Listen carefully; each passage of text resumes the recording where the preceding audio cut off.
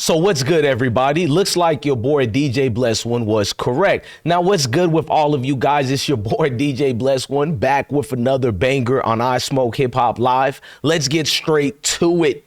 Deion Sanders has allegedly named Ryan Staub the starter for Colorado football. And let me be clear right now. Ryan Staub deserves this opportunity just like everybody else on that roster. Let's start it up the right way, the Trill way. So folks already got excited because of this opportunity for Ryan. Ryan Luther King has been exceptional off of 1 week alone. No. Since 2023, if you look at the Utah game when he went against that staunch defense, and he overwhelmingly did great, bro. I remembered we got a video on this channel. I didn't even know I did a video, and I found it. It just didn't have Ryan name on the title. And I'm about to post it where I said, man, Ryan can become a problem for any future quarterback battling for the position. And who knows, we would have two of them, Kaidon and Juju Lewis. And things drastically took a change because when Ryan Luther King had a dream, and his dream was, I need my chance. And if I get my chance, perfect timing. And boy, oh my, did perfect timing come. Let's go to that game right quick.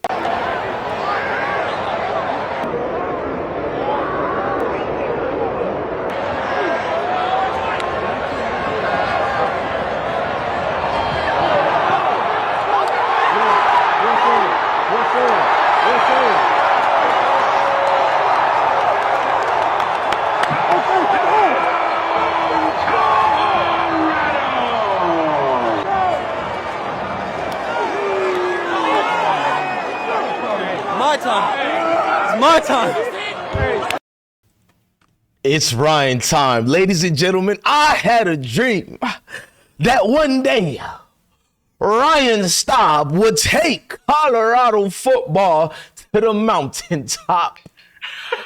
I've been broke so many times, I don't want to believe. Mama say it's my fault, I wear my heart on my sleeve.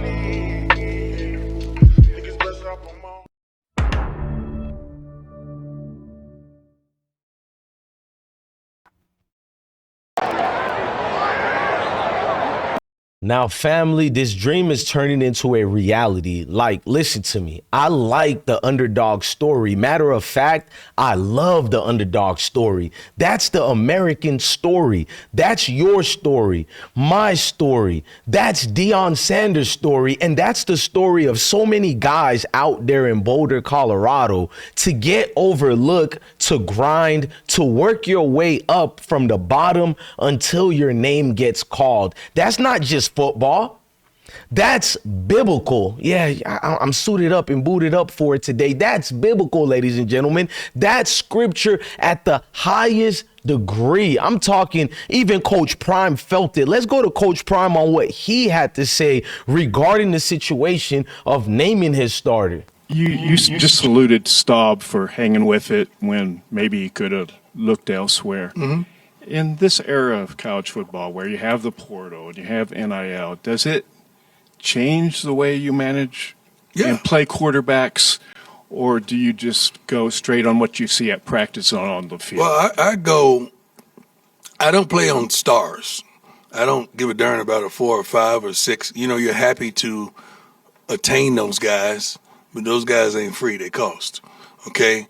And when you have a guy that works their butt off like a Charlie or Ben that was a walk-on that earned it, you reward them.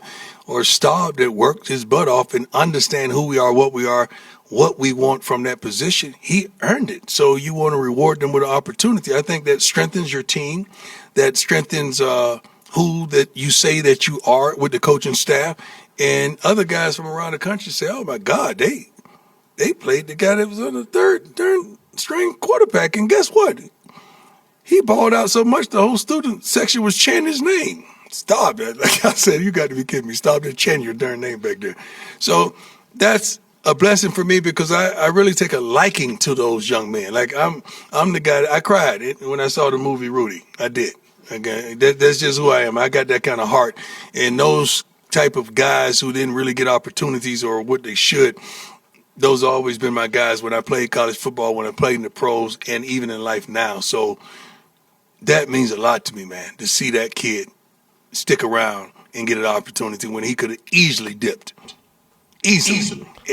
Could have dipped. You feel me? We love the Rudy story, and don't let the diss at Dylan Edwards go over y'all head. He didn't say it like that, but he referenced Charlie Offerdahl. You guys know I made so much videos about Charlie Offerdahl a year ago and the year before that. I love his family because he worked hard. That's why Dylan Edwards left the team. See, Dylan the Coward Edwards, well, I don't want to call him that right now. I'm going to speak highly of him on a separate video because we're praying for him. I'll explain. But Dylan Edwards left the team, and people got mad at me and said, bro, Dylan is way better than Charlie. But I don't care, bro. You got a team to run. And Charlie worked harder than Dylan during that summer. That's why Charlie was named the second string running back. And then when the two new running backs came, Dylan Edwards left the team. It was because of that. Who words you're going to take? Uncle Neely or just you goofy haters? I'm going to take Uncle Neely, and I'm going to take the people who actually were there, the players who told me personally. Facts. But let's get back on board to one accord with what Coach Prime is speaking on. It's not just an underdog story. Now, listen, I know some people aren't going to like this take.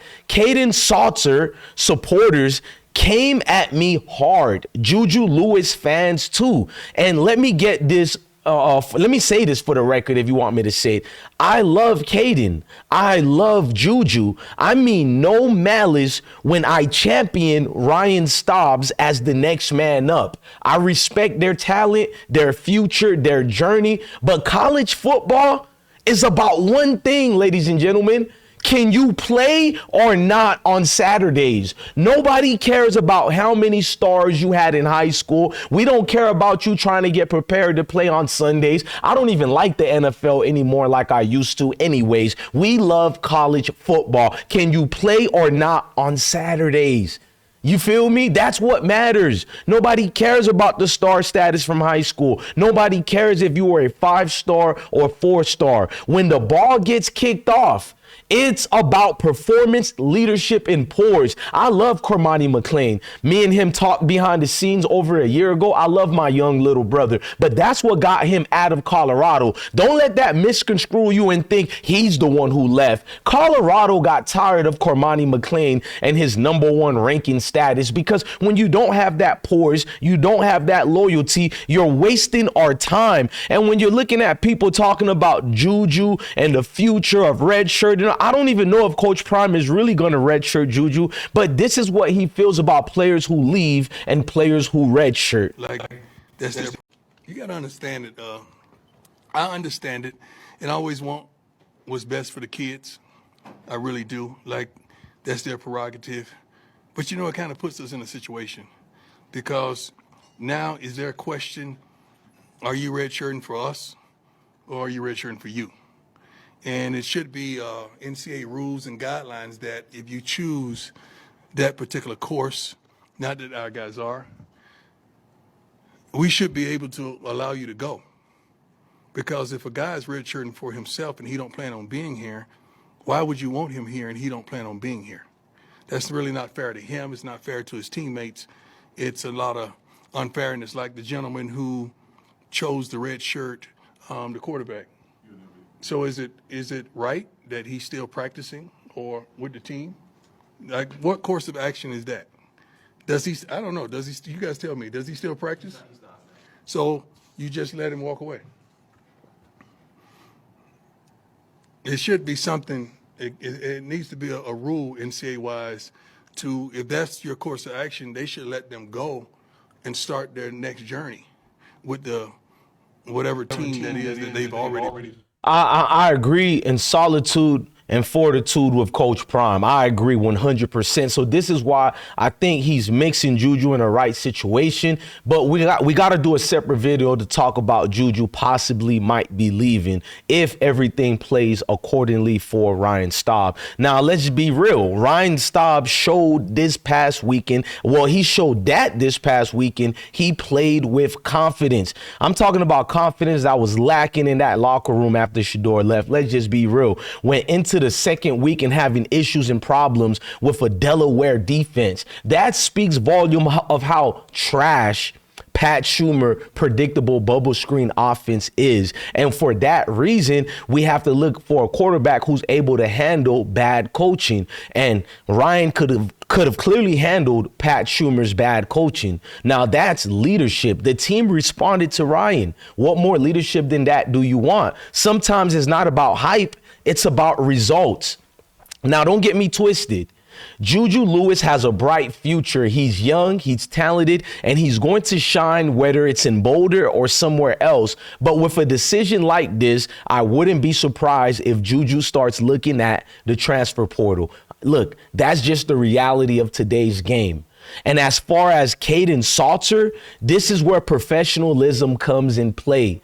This is where adversity hits. This is where you find out what type of teammate you really are, because football is bigger than just one man. There is no I in team for a reason. And if there's an I in Kaidon, I understand that. But listen to me. And if Kaidon wants to keep his future strong, he's got to handle this moment like a pro. Support the locker room. Don't go out bad like Nico, I'm not available over there at USC after leaving. I mean, UCLA, that is, after leaving Tennessee football. Don't be like him. Support the locker room. Push Ryan in practice the same way that Ryan pushed Deion Sanders. Do the same thing. Mimic the same traits of an actual winner. I mean, because forget about winning on the field. Do you win in that locker room? That's always been the game plan that matters, to win on the field. And be ready for your own opportunity when it comes back, Kaidon. I mean, listen to me, Mr. Salter. Playing this game of football, one thing I've learned, you can never have too much available players, including the quarterback room. So don't put your head down, chest up, chin out. I mean, chest out, chin up, look straight ahead, and don't put your head down for nobody. You're representing the Salter family, so walk thorough. You accomplished a lot. You got dismissed at Tennessee. Whether people think it's valid reasons or not, I'm going to let them be the judge. But your off-field situation wasn't that much where I would have got rid of you. I would have kept you. But you've climbed the top at Liberty. Now you're representing a Power 5, a Power 6, a Power 4. That's an incredible journey. You got a lot to be great for. Because listen to me. At the end of the day, Coach Prime, that is, Deion Sanders, is making the call he feels that gives Colorado the best chance to win. And I respect that, because leadership isn't about being popular. It's about the tough choices. I got to make these choices in the military. A lot of guys were your friends, but as you climbed the top and got promoted and you had to make those vast decisions come into reality, into fruition, a lot of people don't want to be your friends no more when you're in that leadership position. So Coach Prime is a man's man, making the decisions that he has to. So salute the Ryan Staub, salute the every underdog out there chasing the dream. This true story, this story where it's proof that if you keep working, you keep grinding, your name can get called too, guys. Listen, if you rock with this commentary, smash the like button, drop a comment on how you feel about Coach Prime's decision, and make sure to subscribe to Ismokehiphop Live for more of these real takes. Ladies and gentlemen, it felt great to do this video today. I was honored. I've been broke so many times.